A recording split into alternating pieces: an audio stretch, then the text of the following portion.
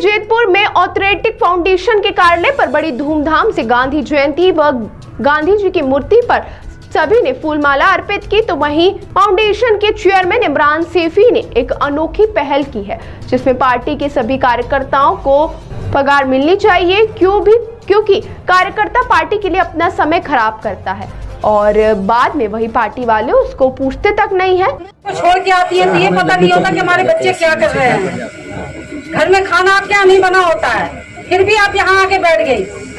किस लिए? मेहनत कर रही हैं, मैं भी मेहनत कर रही हूँ, लेकिन हमें पार्टी की तरफ से कभी कुछ नहीं मिला है।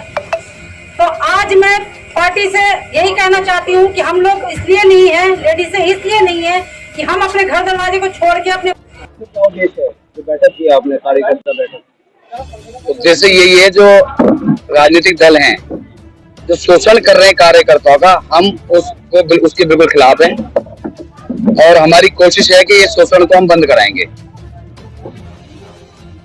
दूसरा आपने क्या है, देखिए हमारा सीधा मकसद कोई घुमा फिरा के नहीं है, सीधी बात है कि काम उसी दल में होगा जो हमारे जो कार्यकर्ता हैं, उन सभी कार्यकर्ताओं की जो तनख्वाह देगा, सैलरी देगा, अब सिर्फ उसी दल में काम होगा। कार्यकर्ताओं के लिए होगा या 5 साल की या पूरी जीवन भर की जो तक काम करेगा? सिर्फ छूट उस पार्टी को होगी जो सत्ता में नहीं होगी। उसके साथ कोई कार्यकर्ता काम करता है तो वो अपने मन से कर रहा है, और जो पार्टी सत्ता में बैठी है उसे तो कार्यकर्ता का गुजारा भत्ता देना पड़ेगा। ये हमारी इसी मन से मांग है। कार्यकर्ता बैठा, जो कार्यकर्ताओं को आपने पगार की बात करी है, तो पहली बार ऐसा हुआ है हिंदुस्तान के अंदर जो पगार देंगे, आप क्या कहेंगे इसके बारे में? ऐसा जी, अगर मुझे मौका मिला, अगर मुझे आशीर्वाद मिला, तो मैं इस मीडिया के सामने और इस समाज के सामने इस बात का वादा करता हूँ, चाहे मुझसे आप बॉन्ड पेपर साइन करा लो, मुझसे कसम खिलवा लो, कि मेरे साथ जो लोग कंधे से कंधा मिलाकर इस सिस्टम के खिलाफ लड़ेंगे और हम सरकार में आए तो हम जरूर शहरील देंगे। एक बहुत बड़ा यहाँ क्षेत्र में ओजोन का बड़ा मैटर है, उसमें क्या काम करोगे आप विधायक बन के आए तो? ओजोन का मामला तो सभी के लिए है, उसका नुकसान तो सभी के लिए है। हम तो चाहेंगे कि जो भी यहाँ पे नुमाइंदे हैं, जिन्हें भी जनता ने यहाँ से जो अच्छा खासा वोट देकर विजय बनाकर भेजा है, उनको ओजोन हटाना चाहिए, ताकि रोज की जो मारामारी है, रोज एमसीडी का दत्ता घूम रहा है, रोज तोड़फोड़ होती है, ये सरासर गलत है, उन्हें हटाना चाहिए। अब तो वो सत्ता में भी है और बड़े चेहरे बन चुके हैं। एक बहुत बड़ा विधायक है, वो सर्वश्रेष्ठ विधायक के तौर पर भी सम्मानित हो जाते हैं, और यहाँ जब क्षेत्र में घूमते हैं तो कई सारी समस्याएं हैं और जो की कमियां हैं वो आज तक दुरुस्त नहीं कर पाए, क्या कहना चाहेंगे? देखिए, जो भी समस्या विधानसभा के अंदर है, मेरा मानना ये है कि 93 से जो विधानसभा बनी थी दिल्ली के अंदर, और आज 2024 चल रहा है, तो अगर आज भी समस्याएं खड़ी हैं तो मैं आप सबके माध्यम से पूछना चाहता हूं, तो फिर इन विधायकों ने करा क्या है?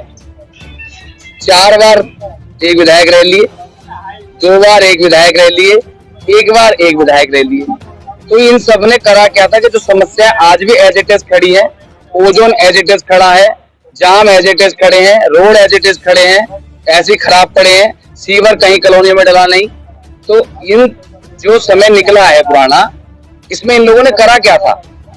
उधरपुर विधानसभा के अंदर कई बार ओजोन गोजोन करके इन्होंने बड़ी बड़ी पार्टियों ने कहा है ओजोन गोजोन हो गया क्षेत्र के अंदर, अभी तक ओजोन लगा है। देखिए, मैंने उसका जवाब दे दिया, ओजोन का पूरी तरीके से ओजोन खत्म होना चाहिए। जी, पुराने सामाजिक कार्यकर्ता है और काफी पार्टियों से जमीनी स्तर से जुड़े रहे और काफी साल से सोशल एक्टिविस्ट के तौर पर भी बहुत आपने वर्क किए। आज आपका पूरा स्पीच एक जज्बाती स्पीच आपने दिया है, और मैं जहाँ तक समझता हूँ कि जो किसी भी राजनीति के गैर राजनीतिक दल की तरफ से दिया गया एक ऐसा स्पीच जिसमें कार्यकर्ताओं का दर्द आपने अपनी जबान से सुलझाया है, तो बहुत अच्छा आपका ये जो आपने बारे में अपनी राय पेश की। तो ऐसे इसका प्लान आपके दिल में और ये ख्याल कहाँ से आया कि जो सब कुछ होना चाहिए? अभी आपने हवाले भी दिया कि 100 करोड़ के करीब लोग कमाते हैं, लेकिन उनका कुछ नहीं रह पाता कार्यकर्ताओं का, तो ये बहुत अच्छी सोच आपके ध्यान में माशाल्लाह आई, तो क्या कहेंगे उसके बारे में? मैं आप सबके माध्यम से बताना चाहूंगा क्योंकि मैंने खुद भुगता अपने आप में। मैं 2007 से किसी ना किसी बैनर तले किसी ना किसी के लिए काम करता चला आ रहा हूँ, लेकिन मैंने उसका जब निचोड़ निकाला तो ये निकाला कि मैं अपने, अगर मैं सिर्फ इतने लंबे समय के चाय के पैसे जोड़ लूं ना तो मेरा भरपाई नहीं कर सकते ये लोग। जितनी मैंने इन लोगों के लिए सिर्फ चाय पिलाई है अपने ऑफिसों में, अपने कार्यालयों में बैठकर, सिर्फ इन लोगों के लिए मेरा कोई फायदा आज तक नहीं हुआ। तो इसी से मैं तो चलो उस परवरदिगार का, उस खुदा का, उस भगवान का, ईश्वर का, वाहिगुरु का, कि उन्होंने मुझे इस लायक नवाजा, तो मैंने ये काम कर लिया कि इनके लिए रात दिन काम भी किया, मेहनत भी की, इनका झंडा उठाया, और जो मेरे पे सेवा थी, जो सुविधा थी, उसके मुताबिक मैंने लोगों की सेवा भी की। वो तो मैं झेल गया, लेकिन जो लाखों लोग ऐसे हैं जो बेचारे अपना सब कुछ गिरवी रख देते हैं इनके चक्कर में, खाने खराब हो जाते हैं, बर्बाद हो जाते हैं, वो ना घर के रहते हैं ना घाट के। तो वो सारा मैंने सिनेरियो पहले दिन से देखा हुआ है, इसलिए ये सारी चीजें मेरे दिमाग में बहुत लंबे से चल रही थी। दिल और दिमाग ने काम शुरू किया, अंदर से जज्बात पैदा हुए, तो हम ये फ्रंट पे आए हैं। जो मीडिया बंधु आए हुए हैं सभी चैनल के माध्यम से, मैं समझता हूँ कि ये पूरे देश के अंदर देखा जाएगा, और ये जो कंसेप्ट आपने शुरू किया पूरे देश के अंदर एक पहल की जा सकती है, और भी राजनीतिक या गैर राजनीतिक पार्टियों की तरफ से जो पहल आपने आज की है, तो उस बारे में क्या कहना चाहेंगे आप? मैं चाहता हूँ कि जितने भी राजनीतिक दल सत्ता में हैं, चाहे वो हिंदुस्तान के किसी भी स्टेट से हैं, अगर वो सत्ता में है तो उनको अपने कार्यकर्ताओं की सैलरी ओपन कर देनी चाहिए, घोषित कर देनी चाहिए। और गवर्नमेंट का एक क्राइटेरिया है, मिनिमम 18,000 रुपए सैलरी। हम नहीं कहते हुए 1 लाख रुपए दे, लेकिन कम से कम एक कार्यकर्ता को, बूथ स्तर के कार्यकर्ता को कम से कम 18,000 रुपए तो मिलने चाहिए। ये जायज है या नहीं है? सरकार कह रही है, नहीं कह रही? आपने बहुत अच्छी बात कही है, होना भी ऐसा चाहिए था और बहुत पहले हो जाना चाहिए था। मगर मैं एक बात पूछूंगा, आगे विधानसभा के चुनाव है 4 महीने बाद में जी, आपके यहाँ के विकास के लिए जो पिछड़ गया है जी, बदरपुर विधानसभा, उसकी विकास की रूपरेखा कैसे बनाएंगे और क्या करेंगे? देखिए, ये मुद्दा जो आज हमने आपके सामने रखा है, ये चुनाव को लेकर नहीं है। हमारी जो लड़ाई है आज, वो कार्यकर्ताओं को लेकर है, और वो बदरपुर विधानसभा की बात नहीं है, वो पूरे देश का मामला है। और उस मामले में जब चुनावी माहौल होगा, जैसा समाज, जैसा जनता, जैसे हमारे लोग, जैसा सिस्टम बताएंगे, वो ऐसा देखा जाएगा।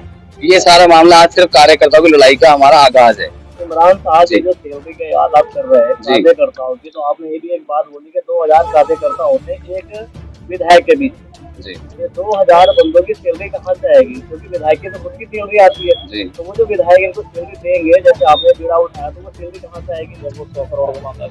हाँ, जायज बात। देखिए, आप किसी भी विधायक का जो चुनावी बॉन्ड होता है उसे निकाल लीजिए, और उसका एक बार का